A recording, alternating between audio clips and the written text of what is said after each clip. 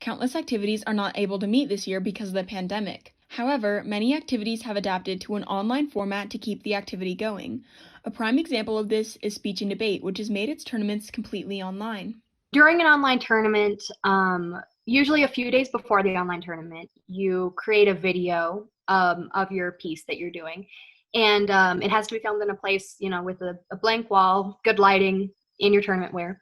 And then you submit the video to our coach, who then sends it to the speech and debate thing, which sends it to the judges, and then the judges watch it, and then they give us a rating, and then we get emailed the results later. Students compete both live and asynchronously through the platform SpeechWire, which provides the majority of the tournament information that both the students and the judges need.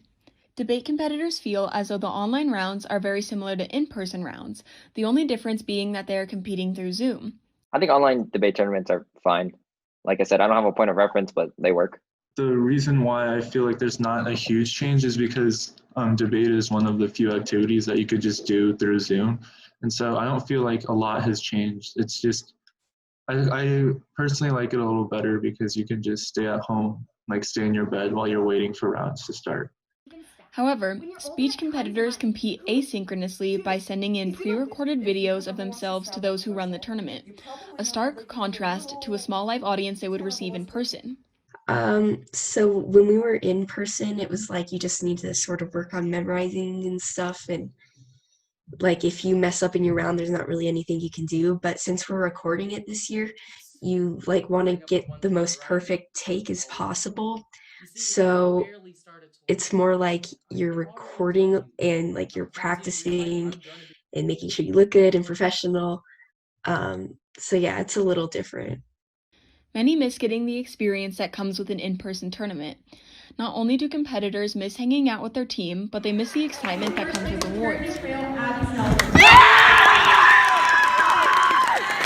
I think that the thing that I dislike most about tournaments this year and the way that they're being run is you miss a lot of the experiences that you get when you are in a real tournament, and that you get to do when you're actually there and in person, and you miss out on a lot of that stuff. But I think I prefer doing it live just because, I don't know, it gives more of the experience, I guess. Whereas when you're just recording yourselves, it's not the same as the real thing. I think that I would definitely like to have it in person because, it's a lot more exciting to participate in it because it feels, more personal during that time. Regardless of the fact that they miss in-person tournaments, competitors understand that the current online format is the only way the activity could continue to be done.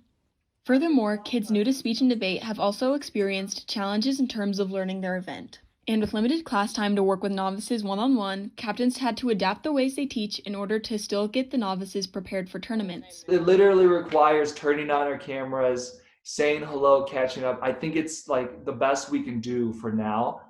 And I think it's working one-on-one with people. I also think that watching people's entries in their videos are really helpful because I send them feedback and I think they get a lot out of that. And even though it's a recording, I think that there's a certain amount of relationship building when I give feedback to the speech kids as well.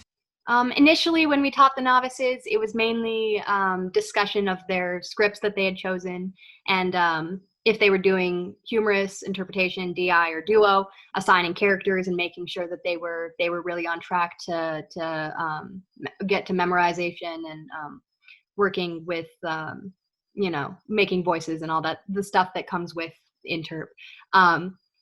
I don't know much about the speech captains because I'm not one. I'm an interp captain, but I'm sure it's probably much of the same, pushing kids to get their speeches written so that they have enough time to memorize. That was one of the biggest parts, is just making sure that they're using their time out of class to still be progressive and work on their speeches. Although novices struggled to learn their event due to the hybrid and remote learning format, many still felt that they were prepared for their tournaments. Ultimately, speech and debate has quickly adapted in order to still give competitors the skills, education, and experience that they normally would out of this activity. As we further progress into the season, it is clear that regardless of the format tournaments are on, competitors are still getting skills that will remain with them for a lifetime. For updates on how CT's Speech and Debate team is doing, follow the CT Speech and Debate account on Instagram. Hunter Shykind, CTTV.